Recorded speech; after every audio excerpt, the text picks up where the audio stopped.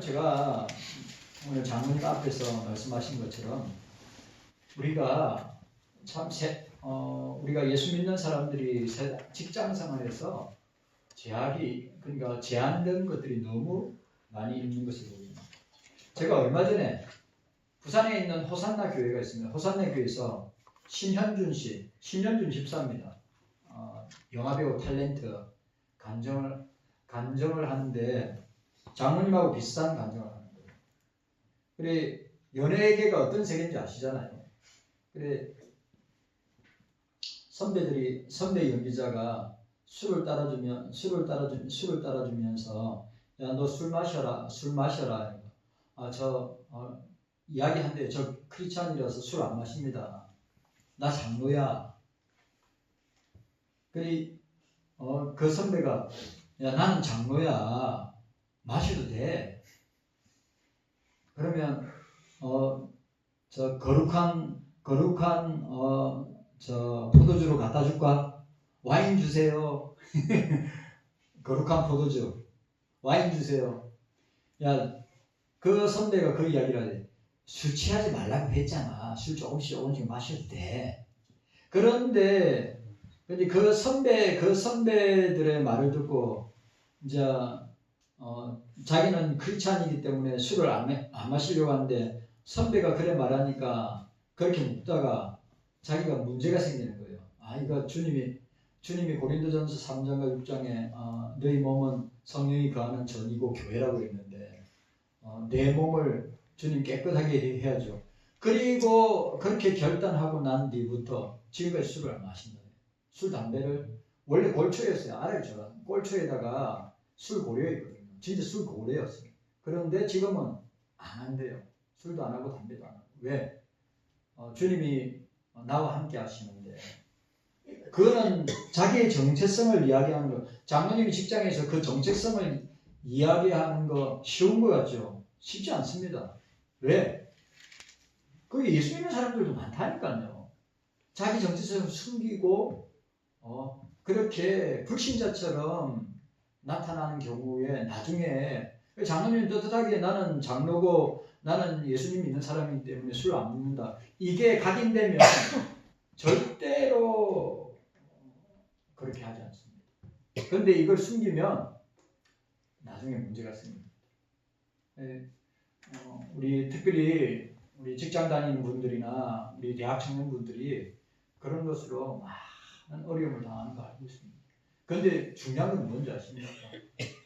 예수님이 나와 함께 하신다고 하는 그 믿음이 견고하고 확고하면 얼마든지 이겨낼 수 있습니다. 그런 유혹 많습니다. 자, 오늘 54장입니다. 고난의 종 메시아에 대해서 53장의 생각이 있고 54장은 남유다 이스라엘의 회복과 영광. 오늘 여기 보니까 우리 54장 보니까 미래의 시온에 나타날 영광, 또 미래의 예루살렘의 모습을 보여주고 있습니다. 그리고 이 고난받는 종 메시아가 세우고 확장할 영원한 나라에 대해서 선포하고 있습니다. 자, 여호와의 종에 대한 신분을 밝히고 있는 42장, 49장, 50장. 이사야는 51장, 52장에서 여호와의 종에 의해서 유다가 이스라엘이 회복될 것을 선포했습니다. 그리고 이 회복은 하나님의 나라를 확장해 나갈 것이고 그 나라의 특성에 대해서 자세하게 보여주고 있습니다. 그런데 자 53장에 보면 53장에 와서 하나님의 나라 확장에 있어서 여호와의 종, 고난받는 종을 묘사하고 있고 그 고난받는 종은 매우 특수한 것으로 해석하고 있다고 하는 사실입니다. 왜냐하면 그것은 근본적으로 여러분 아주 중요한 건데 근본적으로 뭐에 대한 문제를 해결하기 위한 것입니까? 죄의 문제를 해결하기 위한 것입니다. 그럼 메시아가 700년 전, 750년 전에 이사야가 이스라엘 백성들, 유다 백성들, 오늘 신약 교회를 살아가는 저와 여러분들의 무슨 문제를 해결하기 위해서 고난받는 종 메시아가 와서 그 메시아가 십자가에 살찌고 피 흘려 죽을 것이라고 하는 이 예언의 말씀을 예수님 탄생 700년, 750년에 선포하고 우리로 보면 2750년 전에 우리에게 선포한 예언의 말씀입니다. 무슨 문제입니까? 죄의 문제입니다. 죄 문제 해결 못하면 우리는 여전히 죄 가운데서 있다가 망하게 될 것입니다. 기억해야 될 것은 그 메시아 고난의 종 이사야가 53장에 예언하고 있는 고난의 종 메시아는 무엇 때문에 이 땅에 사람의 몸을 입고 오셨는가? 저와 여러분들의 죄 문제를 해결하기 위해서 오셨다고 하는 사실을 우리는 기억해야 합니다. 그래서 중요한 거예요. 이사야 53장에. 그러니까 죄 문제 해결하기 위해서 고난을 당하셨다고 하는 것입니다. 이사야는 이사야는 제3의 고난이 바로 시온의 회복과 연결된다. 자, 오늘 보세요. 우리 대한민국적인 상황과 한국 교회적인 상황을 보면 하나님을 제대로 섬기지 못하고 우상을 숭배하는 죄의 결과의 모습으로 대한민국의 모습이 한국 교회의 모습이 지금 이렇게 나타나고 있습니다. 그런데 이 죄의 문제를 해결하지 아니한다면 북이스라엘이나 남유다가 멸망당한 것처럼 우리 역시도 하나님의 징계와 심판을 통해서 멸망당할 수 있다고 하는 것을 우리는 말씀을 통해 감지하고 있습니다. 그러면 어떻게 해야 됩니까? 저와 여러분들이 회개하고 주님 앞에 나가야 합니다.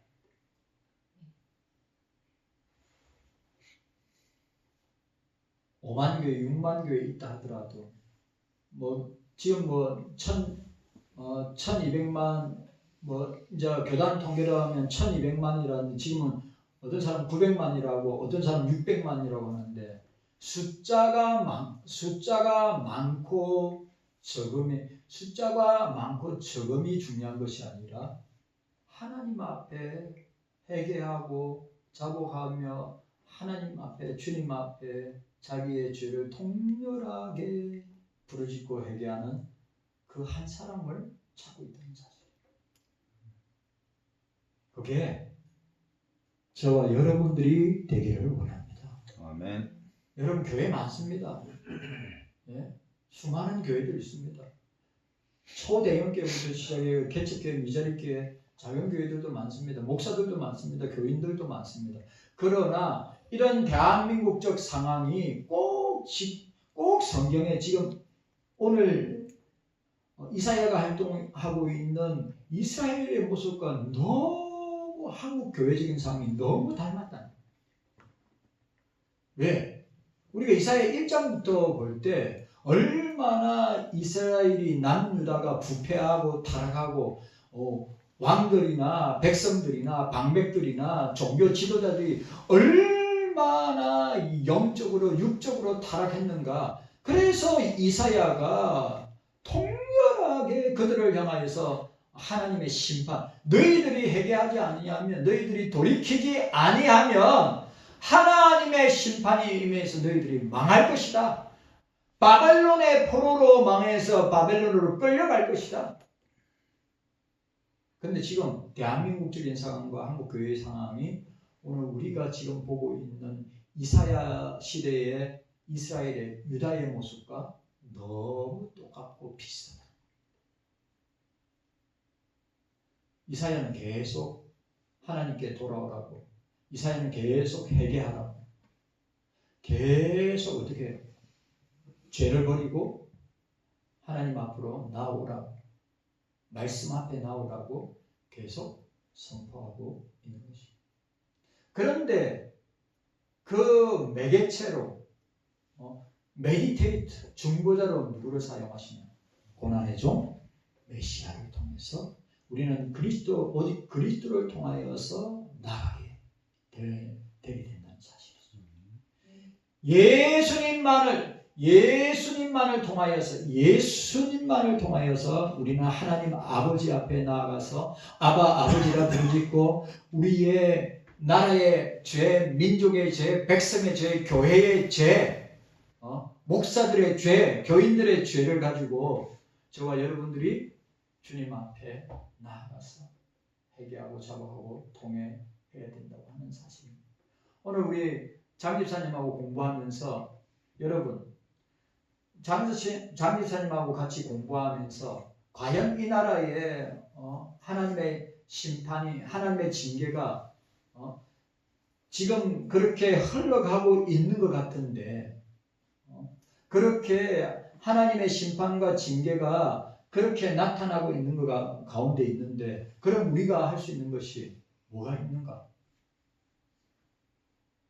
그래 우리가 이야기할 때 뭘 얘기했냐면 그러면 우리 경소교회만큼이라도 집사님이나 목사만큼이라도 오늘 우리 이 자리 예배에 참석하고 있는 저와 여러분들만큼이라도 회개하고 주님 앞에 우리의 죄를 고백하면서 용서해달라고 또 나옵니다. 이 본문에 이 내용이 나옵니다. 용서해달라고 주님 앞에 부르짖고 주님 앞에 나아가야 된다고 하는 사실입니다. 그래서 1903년도에 원산기도 운동을 할 때 원산기도 운동을 시작할 때 몇 사람이 시작했느냐? 2사람이 시작했어요. 누구로부터?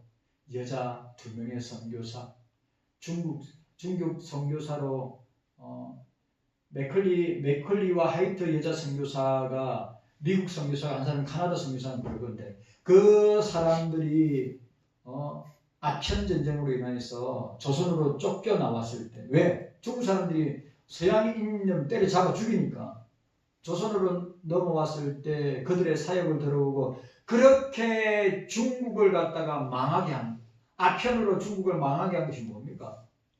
영국이고 미국이고 백인들이 아닙니까? 그래 자기들이 그 죄를 통감하면서 회개 기도를 시작하게 된 것이 원산 기도 운동입니다. 2사람부터 시작했어요. 자기의 사역과 신앙을 돌아보면서 우리가 잘못했구나. 그래 그것이 소문이 나서 모이기 시작해가지고 원산 기도 운동이 퍼져나가기 시작했어요. 1904년도, 1905년도, 1906년도 그러니까 전국적으로 퍼져나가면서 어디서 폭발하게 됐느냐? 1907년도 평양 장대현 교회에서 완전히 폭발하게 됩니다. 그래 그 3년도 1903년, 4년, 5년, 6년 그 강사를 초빙했어요. 우리가 회개하고 기도해만 할 것이 아니라 강사를 모셔서 우리 하나님 말씀 앞에서 또 회개하고 자복하고 통회하면서 우리가 나아가자 해서 초청한 사람이 하디 선교사입니다. 카나다 선교사.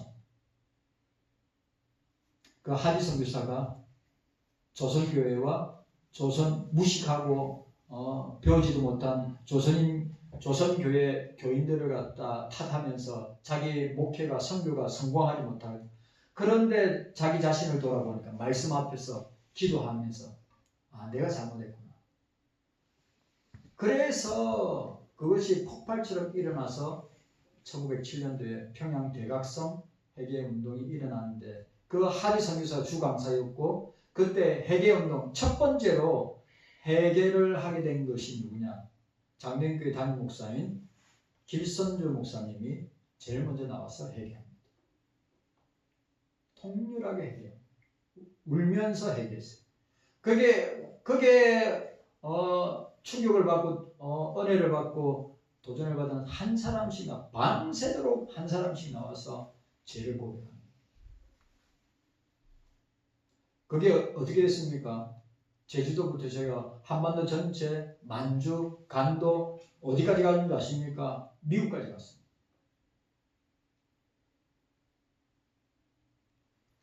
그 근본 원인이 뭐죠? 죄입니다.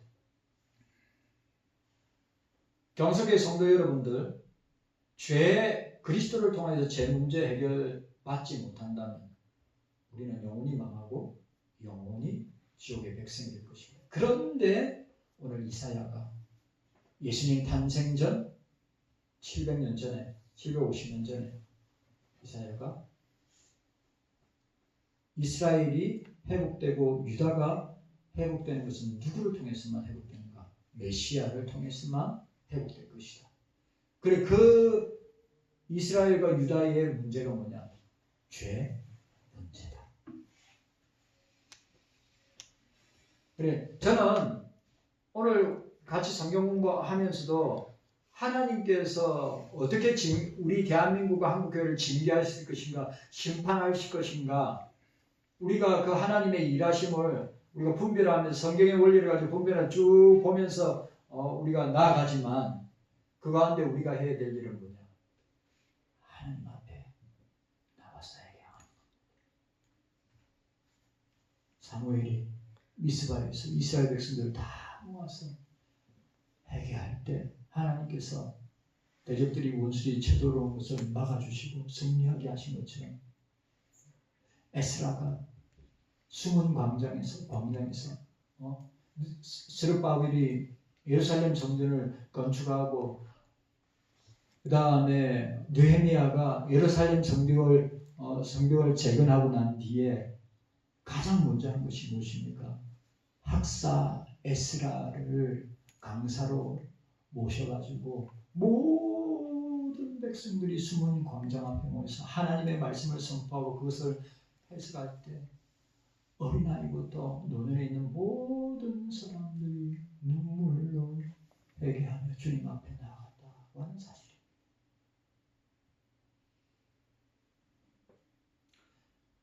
여러분 회개가 없으면 회복은 없습니다. 대한민국이 예측같이 회복되기를 원한다면 우리라도 회개해야 합니다. 한국교회가 회복하려면 우리 교회만큼이라도. 그래 오늘 제가 옥하는 목사님 성경 끝나고 옥하는 목사님 설교를 듣는데 막 그 내용이 확 안으로 들어오는 거 있죠. 옥 목사님 뭐냐면 옥 목사님 그 이야기를 하는 거예요. 큰 교회 목회하는 목사들은 참 불행한 목사라고. 나는 진짜 불행한 목사라고. 큰 교회가 나를 불행하게 만드는 것 같다고. 왜?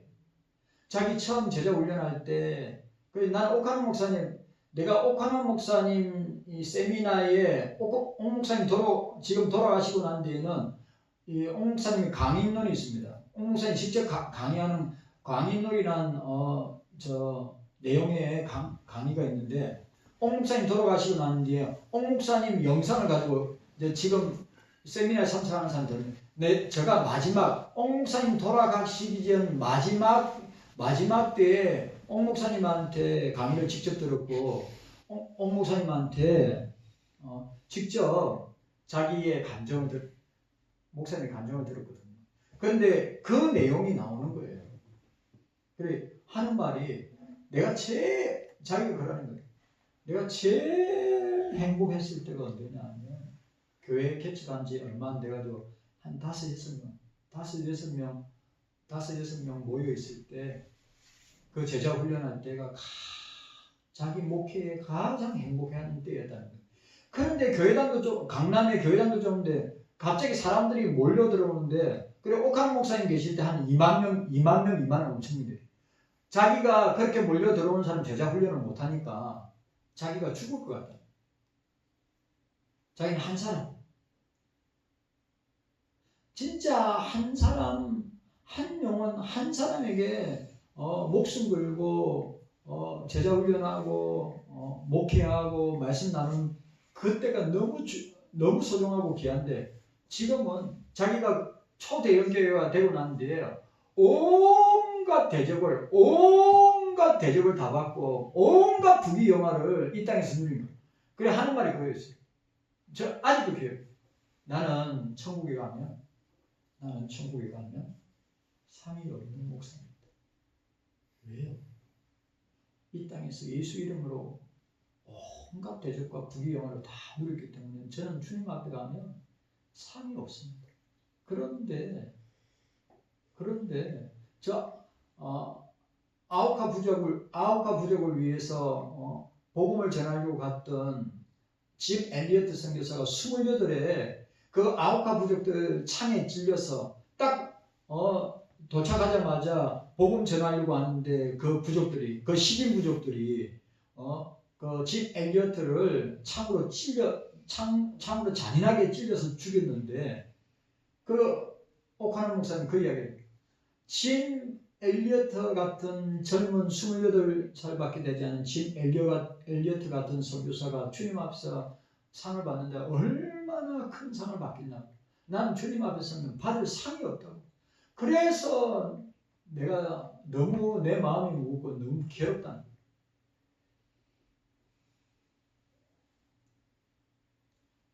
여러분, 우리 경속에 한 사람이 주님 앞에 회개하고 자복하고 통회하고 주님 앞에 나아가야 될 줄로 믿습니다. 아멘. 진짜 누가 압니까? 이 조선반도 대한민국을 흔들었던 평양 대각성 해계 운동을 폭발시킨 출발점이 두 사람으로부터 시작했습니다. 두 사람으로부터. 그것도 여자 선교사를 통해서 시작한 거란 말이죠.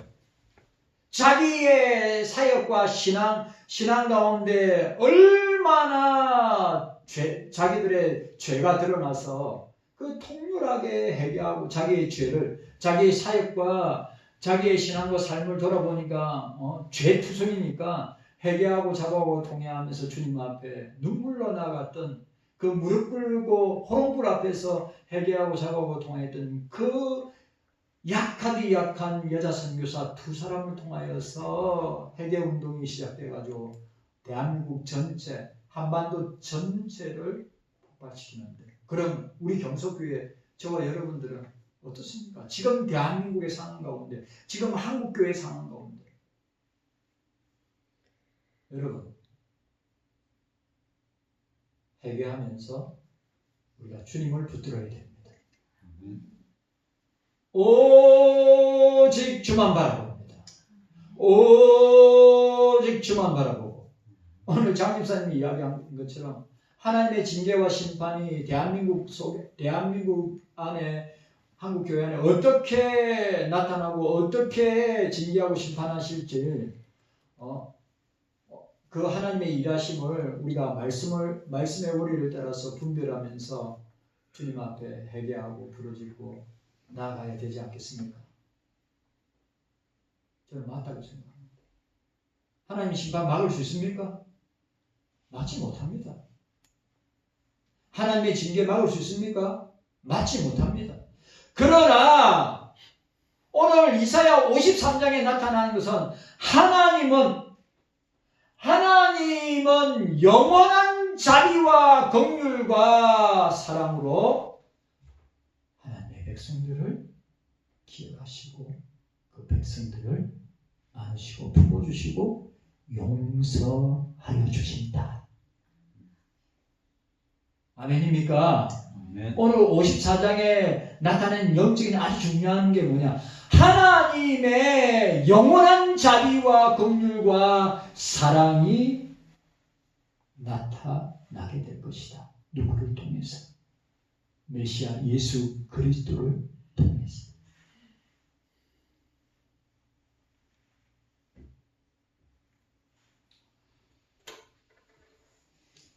이사야에게 시온의 회복은 하나님 나라의 완성을, 자 오늘 보세요. 우리 주님의 나라, 하나님의 나라 완성이 되었어요, 안 됐어요? 되어가고 있는 과정 가운데 있는 거예요. 내가 영어로 배우면 not yet이. 하나님의 나라는 도래했습니다. 그러나 완성을 향해 나아가고 있어요. 우리의 구원도 그리스도의 재림을 통하여서 주님의 나라가 완성되고 우리의 구원도 주님이 재림하실 때에 구원의 완성을 우리는 지금 무슨 과정에 있는 거예요? 성화 과정 가운데 있다. 그렇기 때문에 오늘 이사야는 시온의 회복은 하나님 나라의 완성을 의미하는데 54장에 오늘 우리가 읽었던 본문 54장에 와서 이사야는 구체적으로 시온의 회복에 대하여 묘사하고 있고 이 시온의 회복은 고난받는 종 메시아의 사역으로 이루어진다고 하는 사실을 즉 예수 그리스도를 통해서 이루어진다고 하는 사실을 우리에게 보여주고 있습니다. 저는 지금 대한민국의 상황과 한국 교회적인 상황이 장로님 인생 가운데 가장 중요한 기로에 서 있고 권사님, 장집사님, 우리 대학 청년부들의 또 인생 가운데 가장 중요한 시점에 서 있다고 저는 생각합니다. 지금 대한민국적인 상황과 한국 교회적인 상황이 그런 상황 가운데 있을 때 자 보세요. 공산주의로 갈 것인가? 자유민주주의로 계속 갈 것인가?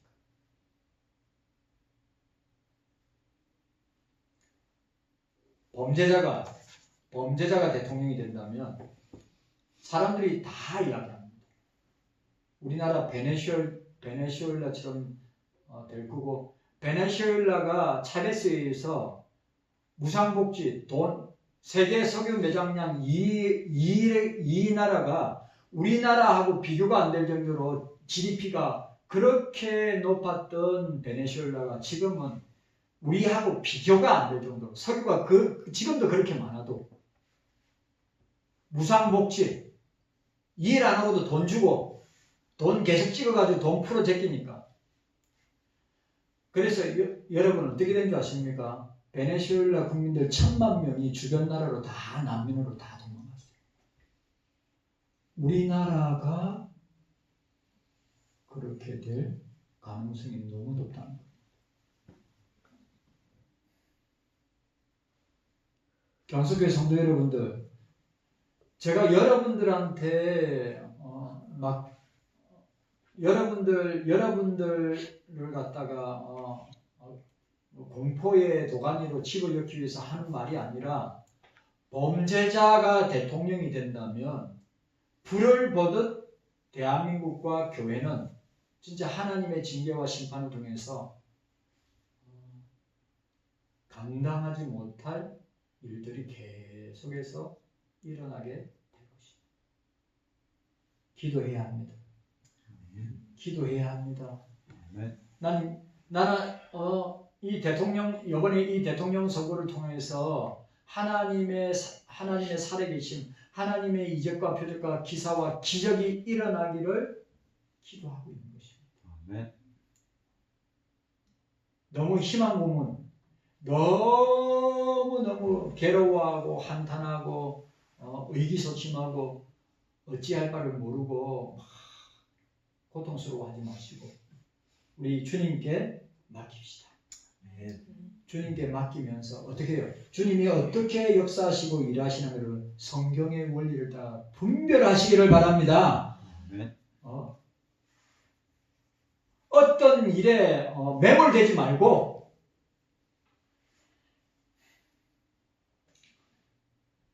오늘 우리가 오늘 서론 부분에서 첫 번째로 생각할 것은 시온의 회복을 상징하는 합평케 하는 언약의 의미를 보게 됩니다. 따라합시다. 합평케 하는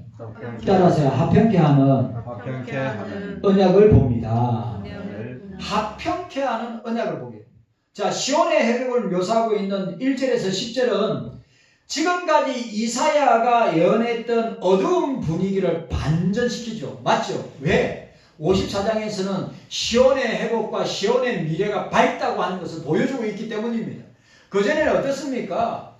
야, 너희들이 하나님의 징계와 심판을 당해서 망하게 될 것이다. 계속해서 어두운 면만 계속해서 부각시키죠. 그러다가 고난의 종 메시아를 통하여서 어떻게 됩니까? 그래, 회복하게 될 것이다. 그리고 54장에 와서는 그 시온이 메시아를 통해서 회복되고 그 시온의 미로가, 예루살렘의 미로가 밝아질 것이다 라고 선포하고 있는 것입니다. 반전을 보여주고 있는 거예요. 당시 이사야에게서 이 이스라엘과 남유다의 상태는 다 무너진 성읍이라고 묘사하고 있습니다. 이사야 1장 8절에, 자, 이사야 1장 8절에 딸 시온은 포도원의 망대같이 원두밭에 상징막같이 에워싸인 성읍같이 겨우 남았도다 라고 묘사한 이사야의 선언은 당시 이스라엘의, 유다의 처참한 이 영적 기갈 상태를 보여주고 있습니다. 그럼 여러분, 이사야가 활동할 때의 유다, 이스라엘의 영적 기갈 상태가 얼마나 심각했는가를 우리가 보게 되는데, 그 모습이 오늘 한국의 모습이고 오늘 진짜 교회의 모습이기도 합니다. 1장 8절에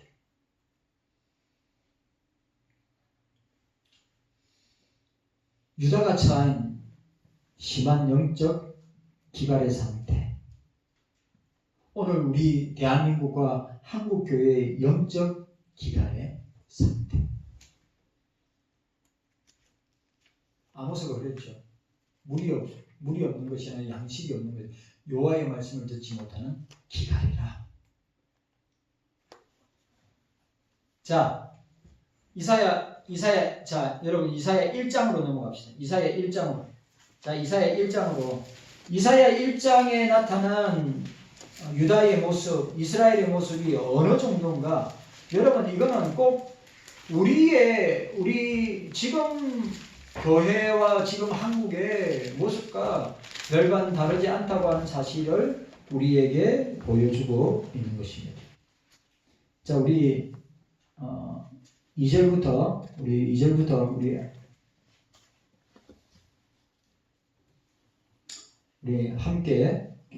함께 제가 한 절 읽고 여러분들이 한 절 읽고, 자, 2절부터 우리 어디까지 읽느냐면 20절까지 읽도록 하겠습니다. 20절까지.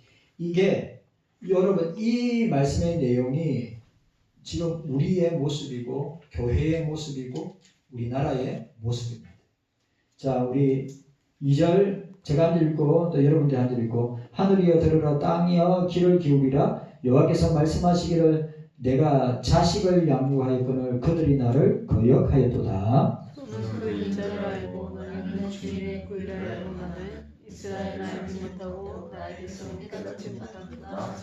슬프다 범죄한 나라여, 허물진 백성이여, 행악의 종자여, 행위가 부패한 자식이로다.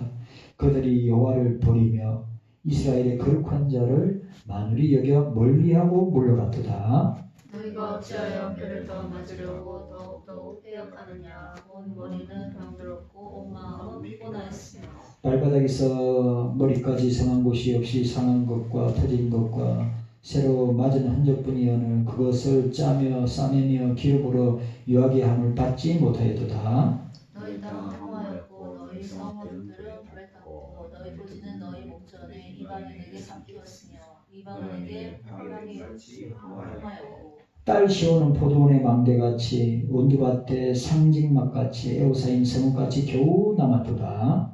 만군의 여호와께서 우리를 위하여 조금 남겨두지 아니하셨다면 우리가 수고하고 돌아갔었으리로다. 너희 소돔의 가문들아, 여호와의 말씀을 들을지어다. 너희 고모라의 백성아, 우리 하나님의 법에 귀를 기울일지어다. 여호와께서 말씀하시되 너희의 무수한 재물이 내게 무엇이 있가뇨. 나는 수양의 번제와 살찐 짐승의 기름에 배불렀고 나는 수고하지마 먹는 양과 눈매를 좋아하지 않느냐. 너희가 내 앞에 보이려오니 그것을 누가 너희에게 요구하였느냐. 내 마당만 밟을 뿐이니라.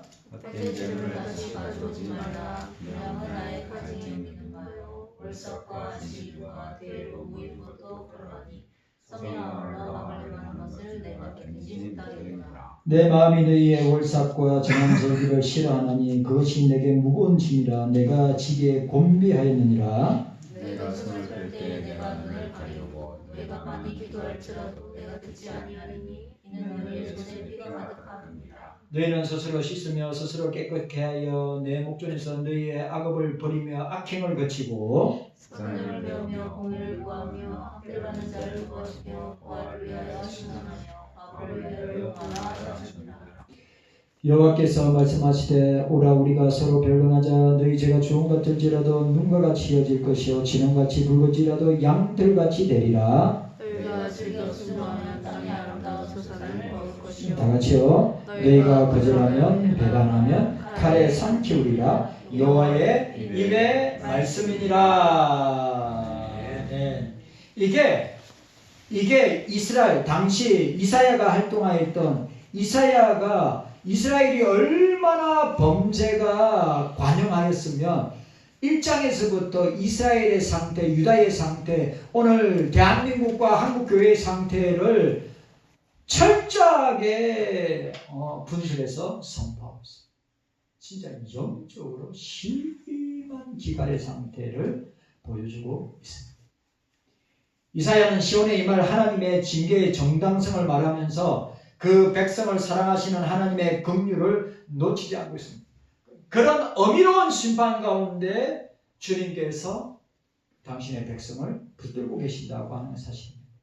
18절에 여호와께서 말씀하시되 오라 우리가 서로 변론하자. 너희 죄가 좋은 같을지라도 눈과 같이 희어질 것이요 진홍같이 붉을지라도 양털같이 되리라고 말씀하였습니다.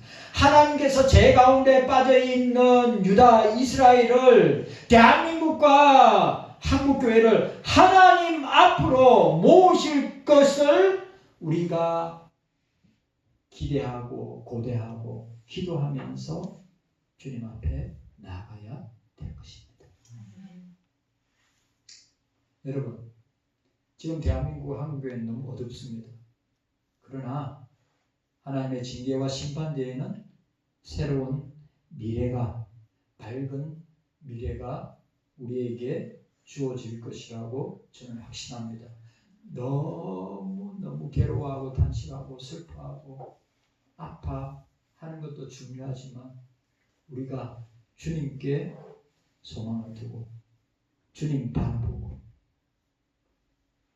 주님과 함께 이 어려움과 위기를 이겨나가는 우리 모두가 되시기를 주님의 이름으로 축원합니다. 아멘. 그런 여러분들 되시기 바랍니다. 주님 감사합니다.